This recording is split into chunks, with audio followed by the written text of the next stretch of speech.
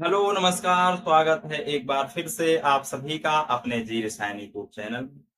मैं उम्मीद करता हूं कि आप लोग स्वस्थ होंगे, मस्त होंगे और बहुत ही बेहतरीन तरीके से अपनी अपनी पढ़ाई कर रहे हैं। जैसे आप लोगों को पता है कि इस क्लास में हम क्या पढ़ते हैं, क्लास 12 वालों के लिए केमिस्ट्री पढ़ते हैं। ये जो हमारा सेशन होता है, जो हमारा इवेंट होता है, उसमें हम रसायन विज्ञान पढ़ रहे हैं कक्षा 12 वालों के लिए। ठीक, हिंदी मीडियम, एनसीईआरटी फैक्ट है और बहुत ही सरल और आसान भाषा में हम हर चीज को समझते हुए चल रहे हैं। इसमें आपने देखा होगा कि पिछले दिनों कुछ दिनों में हमारी जो पहले क्लास की जो इस जो क्या कहते हैं कि सब्जेक्ट की जो हमारी पहली चैप्टर था, पहला जो चैप्टर था वो हमारा खत्म हो चुका है। पहला चैप्टर हमारा सोल्यूशन बिलियन था, वो हमारा खत्म हो चुका है। हम आ गए हैं दूसरे चैप्टर में। दूसरे चैप्टर में एक दो क्लासें हमारी हो गई, ठीक। और हाँ, एक कुछ बच्चों का इशू था कि सर वीडियो में थोड़ा जो है, वीडियो में थोड़ा दिक्कत हो रही है ना, क्वालिटी में अगर हम बात करें तो थोड़ी दिक्कत हो रही है। तो आप लोग क्या करिएगा, जैसे आपका ये यूट्यूब वाला फंक्शन होता है, यहाँ पर देखिए एक ऐसे ऐसे रिंग टाइप का बना होता है ना, जिसे हम सेटिंग बोलते हैं।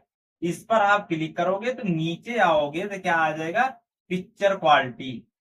पिक्चर क्वालिटी में जब आप आओगे तो उसके नीचे देखोगे एडवांस लिखा होगा, यानी एडवांस सेटिंग। क्या लिखा होगा, एडवांस सेटिंग में जब जाओगे तो वहां पर आप आओगे तो नीचे 1080, 720 ना, 360, सॉरी 480, 360 ऐसे करके मेगा पिक्सल दिया होगा। ऐसे पिक्सल करके दिया होगा, इस पर आप जाके अपनी वीडियो की क्वालिटी को सेट कर लेंगे तो सही हो जाए। क्योंकि जो हमारा 140 वाले पे हो जाता है ना, 140 पिक्सल पे हो जाता है तो उसमें थोड़ा धुंधला दिखाई देता है ना, जो कुछ हम लिखते हैं वो दिखाई नहीं देता है। तो इसीलिए अगर आपके फोन में अगर वीडियो क्वालिटी की समस्या हो तो आप यहां से जाके उसको सही कर सकते हैं, ठीक। तो ये रही बात, जो वीडियो में थोड़ा सा लो क्वालिटी हो जाता है ना, थोड़ा दिखता नहीं है जो लिखते हैं, उसके लिए ये, ठीक। तो चलिए आइए हम अपने आते हैं टॉपिक पर। हम क्या पढ़ रहे हैं, रसायन विज्ञान का सेकंड चैप्टर वैद्युत रसायन पर क्या पढ़ रहे हैं, वैद्युत रसायन। अगर हम वैद्युत रसायन की बात करें, इसमें हमने एक दो क्लास हो भी गई, ठीक, जिसमें हमने क्या पढ़ा है, गैल्वेनिक सेल पढ़ा था ना। गैल्वेनिक सेल पढ़ा था, उसका निरूपण देखा था, अर्ध अपक्रिया देखी थी हमने, संपूर्ण अपक्रिया देखी थी। इन सबको हमने देख लिया था, ठीक। तो आज हम क्या पढ़ने वाले हैं, आज हम पढ़ेंगे क्या कहते हैं, मानक विभव। क्या कहते हैं, इलेक्ट्रोड विभव की हम बात आज करने वाले। किसकी, इलेक्ट्रोड विभव की। अगर हम बात करें किसकी, इलेक्ट्रोड, इलेक्ट्रोड विभव की हम बात करने वाले, ठीक। आज हमारा जो टॉपिक होने वाला है वो टॉपिक कौन सा है, इलेक्ट्रोड विभव की हम चर्चा करेंगे कि इलेक्ट्रोड विभव होता क्या है। क्योंकि आपने देखा होगा कि जब हम बैटरी बना रहे थे, उसकी संरचना देख रहे थे, तो उसमें क्या हो रहा था कि हमने देखा था कि दो जिंक क्षण लगाए थे हम, यानी जिंक की क्षण थी और कॉपर की क्षण थी। उसी को हम क्या कहते हैं, इलेक्ट्रोड विभव कहते हैं, और उसी की आज हम चर्चा करने वाले हैं। जैसे अगर हम इलेक्ट्रोड की बात करें, इलेक्ट्रोड की अगर हम बात करें तो सिंपल सी बात क्या होती है, इलेक्ट्रोड मतलब होता है धातु की क्षण। इलेक्ट्रोड का मतलब है धातु की क्षण, ठीक। क्या होती है, धातु की क्षण। और धातु की क्षण जो होती है गैल्वेनिक सेल में या वोल्टेइक सेल में, वो धातु की क्षण होती है। जैसे हमने क्या किया था, जिंक की क्षण डाला, कॉपर की क्षण डाल दिए थे ना। ऐसे हम जो क्षण डालते हैं उसमें बिलियन में, जो सांद्र बिलियन होता है उसमें जो क्षण डालते हैं उसी को हम कहते हैं धातु की क्षण। दूसरा मतलब था विभव। विभव की अगर हम बात करें तो जैसे अगर हम फिजिक्स में जाते हैं तो इसका मतलब विभवांतर होता है ना। विभव जो एक दो इलेक्ट्रोडों को मिलाकर जो बीच में अंतर पैदा कर दे उसे हम विभव कहते हैं, विभवांतर भी कहते हैं ना। तो अगर हम विभव की बात करें तो इसे क्या कहते हैं, शक्ति। विभव में क्या होता है, शक्ति। क्या है, शक्ति या ऊर्जा। यानी दो इलेक्ट्रोडों के बीच की जो ऊर्जा है, जो शक्ति है, उसे क्या कहते हैं, विभव कहते हैं, ठीक। यहां तक बात समझ में कि इलेक्ट्रोड विभव क्या है। अगर हम इसकी बात करें तो थोड़ा सा हम अपने पिछले वाले लेक्चर पे जाते हैं। तो उसमें जो हमने वोल्टेइक गैल्वेनिक सेल बनाए थे उसमें जो क्षण लगाए थे उसी पर पूरी चर्चा होनी। तो सबसे पहले हम देख लेते हैं वो जो क्षण बनाए थे कि उसकी संरचना कैसे थी। देखिए हमारे पास ऐसे था, ऐसे लिए थे, तब तो नहीं बनाएंगे हम, छोटा सा एक प्रारूप देखेंगे। एक इसमें था और इसमें क्या किया था हमने, एक सॉरी थोड़ा और इसे हम डाउन कर लेते हैं ताकि दिखे।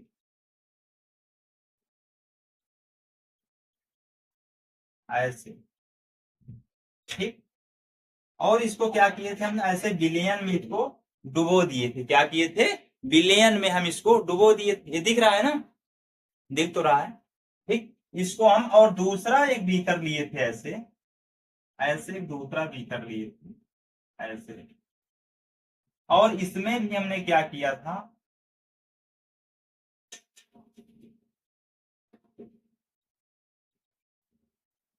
इसको भी हमने इस सांद्र विलयन में से डुबो दिए। यहां तक बात समझ में आई कि इसको ऐसे हमने बनाया था। अब देखिए इसमें जो है, ये जो इसमें जो क्षण दिख रही है, इसी को क्या कहते हैं, धातु की क्षण कहते हैं। आप लोग बात को समझिएगा कि ये जो इसमें दिख रहा है, इसी को क्या कहते हैं, हम धातु की क्षण कहते हैं। क्या कहते हैं, धातु की क्षण, ठीक। इसको क्या कहते हैं, धातु की क्षण, ठीक। अब देखिए धातु की क्षण तो हो गई, धातु की क्षण हो गई। अब इस क्षण में देखेंगे कि जैसे हमने इसको क्या माना था, जिंक माना था, जेडेन की क्षण बोले थे, जिंक। और इसको क्या बोले थे हम, कापर, यानी कापर की क्षण है, यानी जो इसमें इलेक्ट्रोड है वो कापर का है, ठीक। यहां तक बात समझे। ये जो इलेक्ट्रोड है, जो इसमें क्षण है, डंडे टाइप का डाला गया है, ठीक। ये जो डंडे टाइप का जो डाला गया है, ये क्या है, क्षण है। क्या है, क्षण है, ठीक। अब देखिए इसमें क्या हो रहा था, जेड एन प्लस 2 इलेक्ट्रॉन, ऐसे हो रहा था ना। कहने का मतलब जिंक जो था ये ऑक्सीकरण करके यहां पर 2 इलेक्ट्रॉन दे रहा था। कितने, 2 इलेक्ट्रॉन जो है इस जिंक से निकल रहे थे। इस जिंक से जो क्षण है, इसमें से 2 इलेक्ट्रॉन निकल रहे थे और इलेक्ट्रॉन का प्रवाह इधर हो रहा था, ऐसे आते थे। इसमें क्या होता था, Cu प्लस टू इलेक्ट्रॉन और Cu। ये जो इलेक्ट्रॉन इसके कापर के थे, यहां पर आके क्या होते थे, 2 इलेक्ट्रॉन अपचयित हो जाते थे। क्या हो जाते थे, अपचयित हो जाते थे। मतलब इस क्षण पे इसके 2 इलेक्ट्रॉन आके अपचयित हो जाते थे और फिर वापस में क्या होता था, ये कापर में बदल जाता था, ठीक। यहां तक बात समझ में, इसको हमने पहले भी बताया, ठीक। अब देखिए जैसे इस साइड क्या हो रहा था, इलेक्ट्रॉन का प्रवाह, इलेक्ट्रॉन का प्रवाह हो रहा है, ठीक। इस साइड से इलेक्ट्रॉन का प्रवाह हो रहा है और यहां पर आ, ठीक। अब देखिए यहां पर क्या हो रहा था, ये जिंक है, जिंक पर क्या हो रहा था, ऑक्सीकरण हो रहा था। क्या हो रहा था, ऑक्सीकरण हो रहा था, ठीक। तो इसको हमने क्या किया था, जैसे कि आप लोगों को पता होगा कि इसको हमने क्या कहा था, माइनस वाला चिन्ह यहां पर प्रदर्शित कर। जब यहां पर माइनस वाला चिन्ह था तो यहां पर क्या था, प्लस वाला, ठीक। यहां तक बात समझ में आई। यहां पर ये प्लस चिन्ह दर्शाता था और ये माइनस चिन्ह दर्शाता था, ठीक। अब देखिए इसमें से एक टर्निंग पॉइंट ये हुआ कि जो धनात्मक है, अब देखिए इलेक्ट्रॉन का प्रवाह तो इधर से हो रहा है, इलेक्ट्रॉन का प्रवाह आप लोग समझोगे तो इधर से हो रहा है, लेकिन जो करंट का प्रवाह होता है, जो धारा का प्रवाह होता है, वो प्लस से होता है। क्योंकि जैसे मान लीजिए आपको +4 +3 करके दिया जाए और एक दे दिया जाए -3 -2 -1 -0 करके ऐसे दे दिया जाए, तो आपको क्या लगेगा, बड़ा तो यही है ना, जिस पर प्लस चार्ज है बड़ा तो वही है ना, क्योंकि वो प्लस चार्ज में है। ये जो है -3 -2 माइनस जाएगा तब +4 आएगा ना, लेकिन सबसे पहले ये आएगा +4।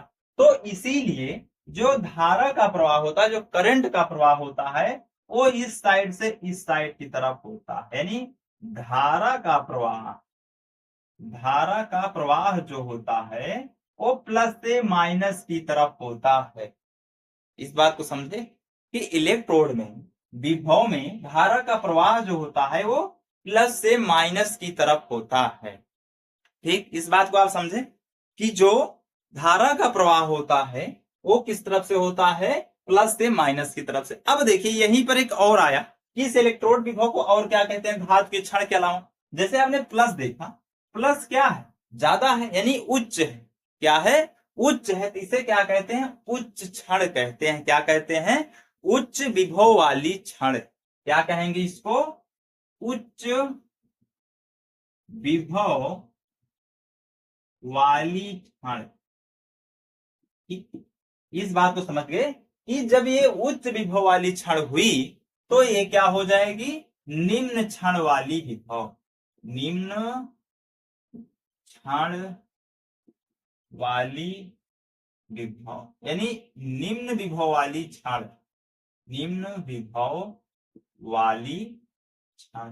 ठीक, इस बात को समझ गए कि ये प्लस है, करंट का प्रवाह प्लस से माइनस की तरफ हो रहा है, तो प्लस क्या होगा, उच्च विभव वाली क्षण। ठीक, उच्च विभव वाली क्षण। और देखिए यहां पर धन है, यहां पर क्या है, धन है, इसे क्या कहेंगे, धनात्मक क्षण कहेंगे। क्या कहेंगे, धनात्मक क्षण। ठीक, इस तरफ ऋणात्मक है, इसको क्या कहेंगे, ऋणात्मक क्षण। क्या कहेंगे, ऋणात्मक क्षण। समझ तो आ रहा है ना? अगर समझ में आ रहा हो तो सेशन को ज्यादा से ज्यादा शेयर करिए, ज्यादा से ज्यादा शेयर करिए बच्चों, और लाइक भी करिए। और जितने साथी हमसे आज नए जुड़ रहे हैं, पहली बार जुड़ रहे हैं, वो क्या करेंगे, वो क्या करेंगे, चैनल को सब्सक्राइब करने के बाद बेल आइकन की बटन जरूर प्रेस करेंगे, ताकि हमारी हर वीडियो का नोटिफिकेशन सबसे पहले आप तक पहुंचता रहे। ठीक, अब देखिए आते हैं अपने हम टॉपिक पर। हमें क्या मिल गया, उच्च विभव की क्षण मिल गई, धनात्मक क्षण मिल गई, धातु की क्षण मिल गई। और क्या कहते हैं, हमने सेल में देखा था कि प्लस को कैथोड कहा जा रहा था, प्लस को क्या कहा जा रहा था, कैथोड कहा जा रहा था। तो इसीलिए इसको क्या कहेंगे, कैथोड क्षण भी कहेंगे। क्या कहेंगे, कैथोड क्षण कहेंगे या कैथोड विभव भी कहेंगे। ठीक, क्या कहेंगे, कैथोड विभव।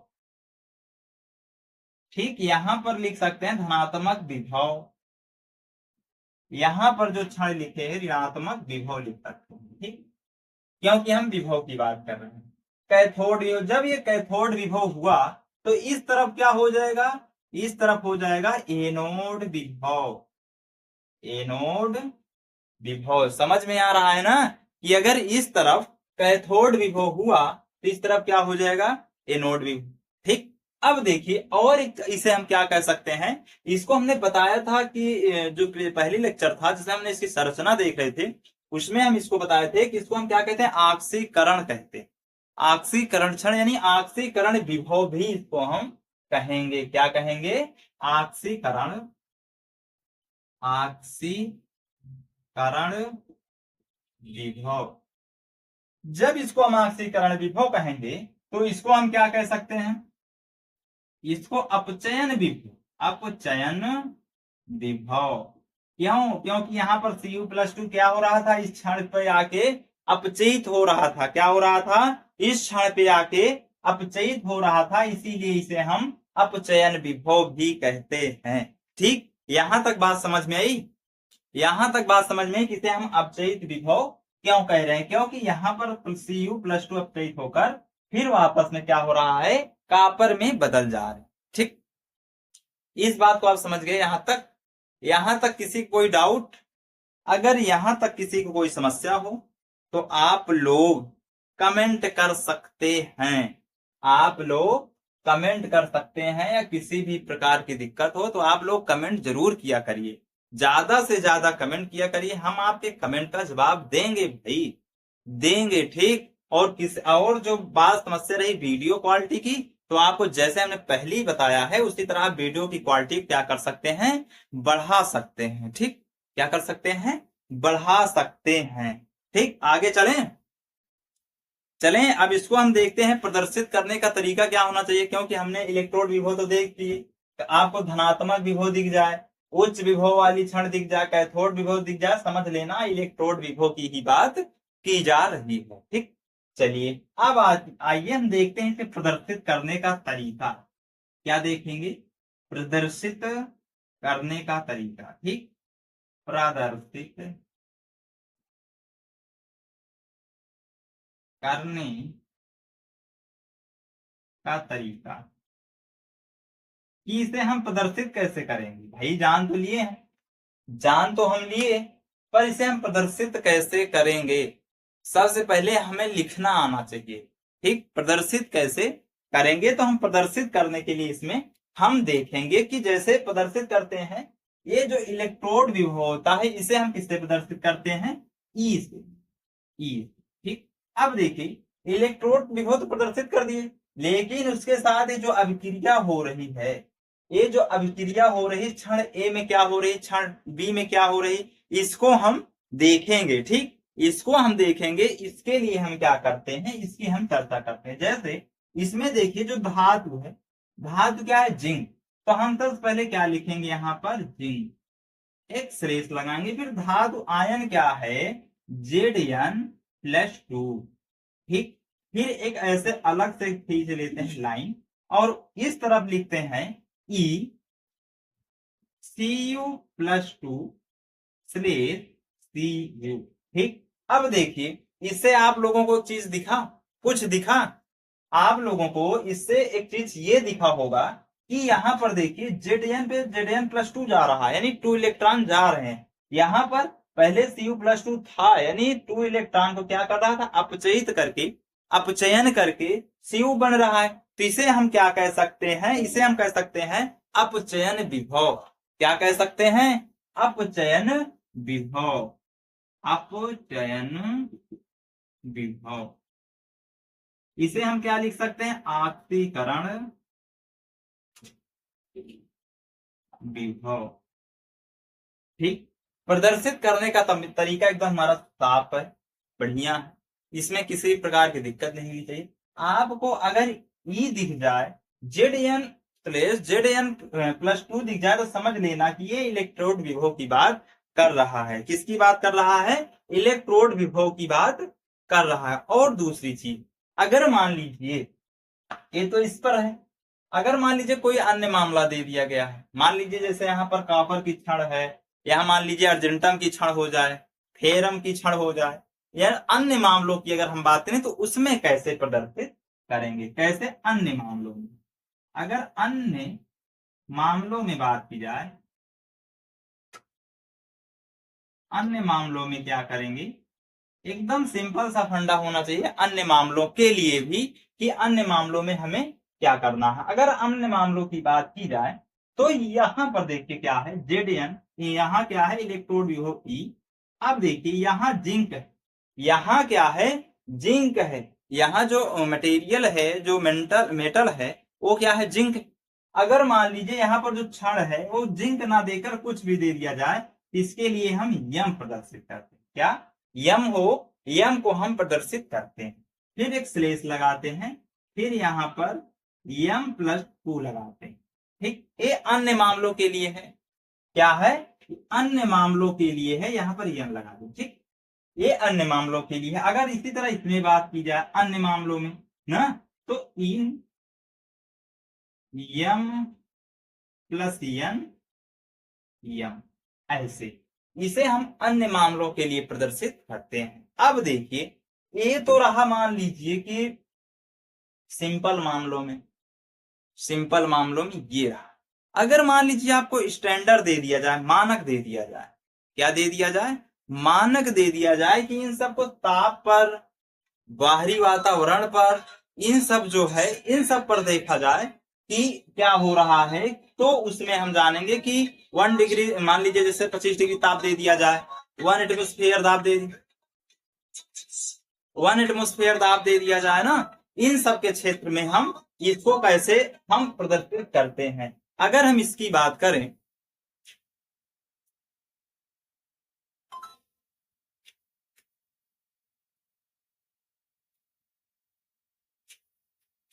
ठीक, चलो कोई बात नहीं, फोन बजने लगा था यार, कोई दिक्कत नहीं, फोन है बजने लगा रहा था, अब बंद हो गया, अब नहीं बजेगा, ठीक। चलिए देखिए अगर हम अन्य मामलों में बात करें, तो अन्य मामलों में तो ये हो गया। अगर मान लीजिए मानक परिस्थितियां दे दी जाए, क्या दे दी जाए, मानक परिस्थितियां, क्या, मानक परिस्थितियां।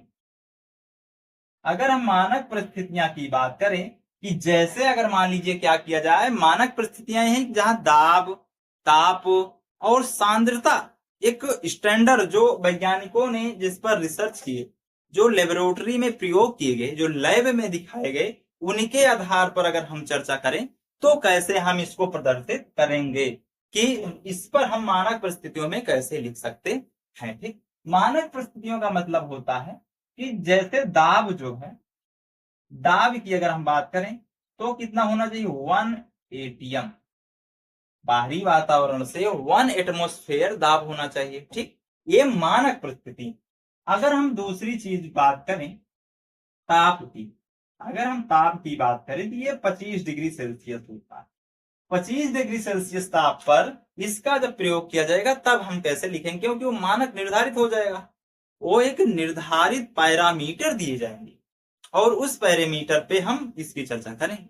ठीक, अब देखिए, और दूसरा अगर मोल की बात करें, मोल जिसे हम सांद्रता कहते हैं, क्या कहते हैं, मोल जिसे हम सांद्रता कहते हैं। सांद्रता की अगर हम बात करें, यानी सांद्र की अगर हम बात करें तो यहां पर मान लीजिए 1 मोल दे दिया जाए, 1 मोल क्या दे दिया गया, सांद्रता दे दिया गया, 1 मोल सांद्रता दे दिया गया। मानक परिस्थिति की बात हो रही है। अगर आपको दाब 1 एटमॉस्फेयर प्रश्न में दिया जाता है कि दाब, ताप और सांद्रता एक मानक यानी स्टैंडर्ड पर है, यानी क्या कहते हैं, मानक परिस्थितियां हैं, ठीक, जो कि लेबोरेटरी में प्रयोग किए गए हैं, उसके आधार पे आपको इसको हल करना है। ठीक, तो इसके लिए हमें क्या करना है, ये जो मानक परिस्थितियां हैं इसके लिए हमें कुछ नहीं करना, सिंपल सा ये जो ई वाला पोर्शन है इसी को आप सिर्फ ऐसे कर सकते हैं, आप ऐसे ई नोट यहां पर क्या कर सकते हैं, यम प्लस यन, इस साइड क्या कर सकते हैं, ई नोट यम प्लस यन यम। ये क्या है, ये मानक यानी स्टैंडर्ड मानक परिस्थितियों में अगर हम बात करें तो यहां पर ई नोट लगा देना है बस। मानक परिस्थितियों की अगर हम बात करें तो सिर्फ ई लगा देना, ई नोट लगाना है बस। ठीक, चलिए यहां तक बात समझ में आई। एक बार हम दोबारा से रिवीजन कर रहे हैं, ठीक, इसको हम दोबारा से एक बार बता रहे हैं। ठीक, अगर किसी कोई प्रकार की दिक्कत हो समझ लेना, अगर किसी को ज्यादा दिक्कत हो तो आप कमेंट कर देना। और दूसरी चीज, आप लोग इस सेशन में आया करिए, इस सेशन में आया करिए तो कॉपी कलम लेकर आया करिए, बैठिए साथ साथ लिखते चलिए, जो कुछ भी बताया जाए उसे आप नोट डाउन करते चलेंगे। जब आप नोट डाउन करते चलेंगे तो ऑलरेडी आपको हर चीज समझ में आ ही जाएगी, उसमें किसी भी प्रकार की दिक्कत होगी ही नहीं, किसी भी प्रकार की दिक्कत होगी ही नहीं, आप बड़े आसानी से समझ जाओगे। ठीक, देखिए अगर इसकी हम बात करें इलेक्ट्रोड विभव की, तो इलेक्ट्रोड की विभव की मतलब होता है जो धातु की क्षण है उसकी ऊर्जा कितनी है, उसकी शक्ति कितनी है। ठीक, उसके बाद हमने देखा गैल्वेनिक सेल में दो भीतर बनाए गए, दो सेल को आपस में जोड़ा गया। ठीक, आपस में क्या किया गया, जोड़ा गया। अगर जब जोड़ा गया तो इसमें एक क्षण डाली गई, जिस क्षण को हम क्या कहते हैं, निम्न विभव की क्षण कहते हैं। इस साइड की अगर हम बात करें जिंक की, अगर हम जिंक की बात करें तो इसे क्या कहते हैं, निम्न क्षण वाली विभव कहते हैं, इसे ऋणात्मक विभव कहते हैं, इसे एनोड विभव कहते हैं, इसे धातु की क्षण कहते हैं, इसे ऑक्सीकरण विभव भी कहते हैं। ठीक, और देखिए दूसरी साइड में क्या है हमारे पास, जो उच्च धनात्मक विभव यानी उच्च विभव वाली जो क्षण है, जिस तरफ से करंट का प्रवाह होता है, क्या होता है, करंट का प्रवाह होता है, हम उसकी बात करें तो इसे हम धातु की क्षण कहते हैं। सिंपल भाषा में, आपने जो सिंपल साधारण सी भाषा होती है उसमें धातु की क्षण कहते हैं।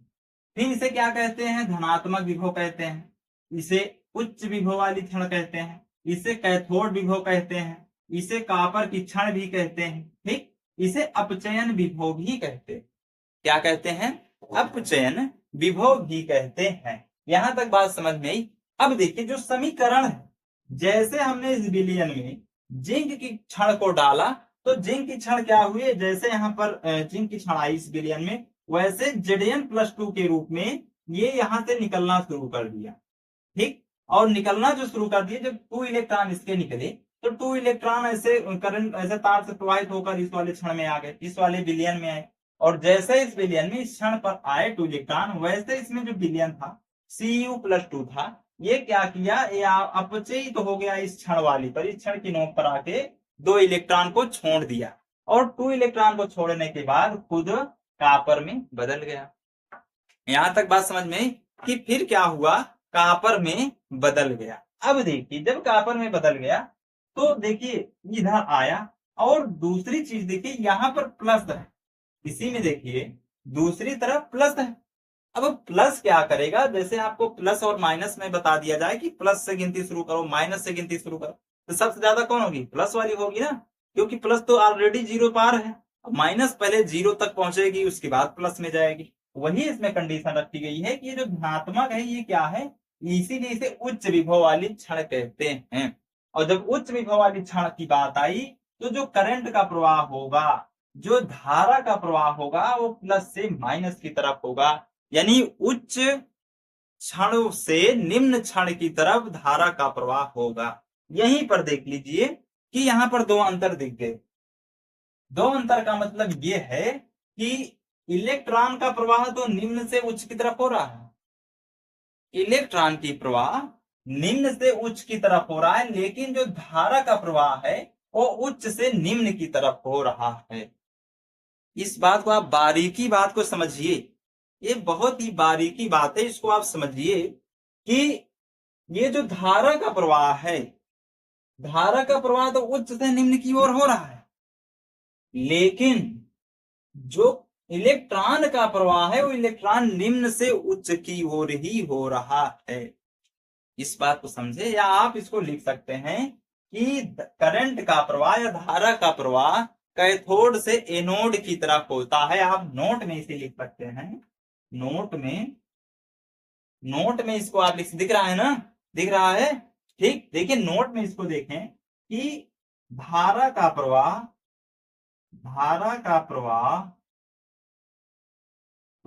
हमेशा कैथोड से एनोड की दिशा में होता है। ठीक, हम बात करें धारा की, तो धारा हमेशा कैथोड से एनोड की दिशा में ही प्रवाहित होता है। इसको आप ऐसे देखते रहोगे, रटते रहोगे, लिखते रहोगे, तो क्या हो जाएगा, ये हमेशा आपके दिमाग में यहाँ पर बैठ जाएगा। दिमाग में आपके बातें आ जाएंगी कि जो धारा का प्रवाह होता है वो हमेशा कैथोड से एनोड की तरफ होता है। इसीलिए जैसे आपने बैटरी देखा है ना, उसमें क्या होता है, प्लस माइनस का चिन्ह होता है, प्लस माइनस का चिन्ह होता है, और जो करंट का प्रवाह होता है हमेशा प्लस की तरफ से ही होता है। और प्लस में हमेशा रेड कलर के तार लगाए जाते हैं, यानी प्लस को हमेशा रेड से इंगित किया जाता है। क्यों, क्योंकि उसमें दर्शाया जाता है कि जो करंट का प्रवाह हो रहा है वो रेड की तरफ से ही हो रहा है, लाल रंग की खतरे की निशानी। ठीक, कि जो धारा इसमें प्रवाहित होगी वो रेड की तरफ से होगी, जिसे हम फेस भी कह देते हैं गांव देहात के लोग ना, जिसमें ब्लैक हो रहा है न्यूट्रल है, जो रेड कलर का है उसमें फेस, उसमें करंट है, कहते हैं इस वाली क्षण में करंट है, इसीलिए इसे रेड से दर्शाया गया। रेड क्या होता है, खतरे की निशानी। ठीक, इसीलिए उसे हम रेड से प्रदर्शित करते। ठीक, यहां तक बात समझ में आई, यहां तक बात समझिए, यहां तक तो किसी को कोई दिक्कत नहीं होनी चाहिए, यहां तक किसी को कोई दिक्कत नहीं होनी चाहिए। आराम से बहुत बेहतरीन तरीके से आप लोगों ने इसको देखा होगा, इसमें किसी भी प्रकार की दिक्कत नहीं होनी चाहिए। अगर किसी को डाउट भी हो, ये क्या है, इलेक्ट्रोड विभव में अगर किसी को कोई भी प्रकार की डाउट हो, किसी भी प्रकार की समस्या हो, तो आप लोग क्या करिएगा, कमेंट जरूर करिए। क्या करिएगा, कमेंट जरूर करिएगा, हम आपकी कमेंट का जवाब दें। ठीक, तो चलिए देखिए, हम बहुत थोड़ा थोड़ा सा पढ़ते हैं, छोटा छोटा सा पढ़ेंगे, कोई जल्दबाजी नहीं है, पर हम रेगुलर पढ़ेंगे। हम क्या करेंगे, रेगुलर पढ़ेंगे, प्रतिदिन एक रूटीन की तरह इसे हम लेंगे, तब आसानी से हर चीज समझ में आ जाएगी। ठीक, तो चलिए आज की क्लास को हम यहीं तक रखते हैं, मिलते हैं नेक्स्ट सेशन में। तब तक के लिए आप अच्छे से पढ़िए, बढ़िया से समय को बर्बाद मत करिए। हर काम एक उचित समय के हिसाब से ही किया जाता है और उचित टाइमिंग देखकर ही किया जाता है। तो आप लोग इधर उधर घूमे ना, स्कूल का बहाना करके कहीं और घूमने ना जाएं। आराम से खाली पार्ट टाइम हो तो आप पढ़िए लिखिए, अच्छे से आगे बढ़िए। ठीक, तो चलिए मिलते हैं नेक्स्ट वाले सेशन में। तब तक के लिए थैंक यू, धन्यवाद। आप लोग हंसते खेलते मस्त रहिए, पढ़ते लिखते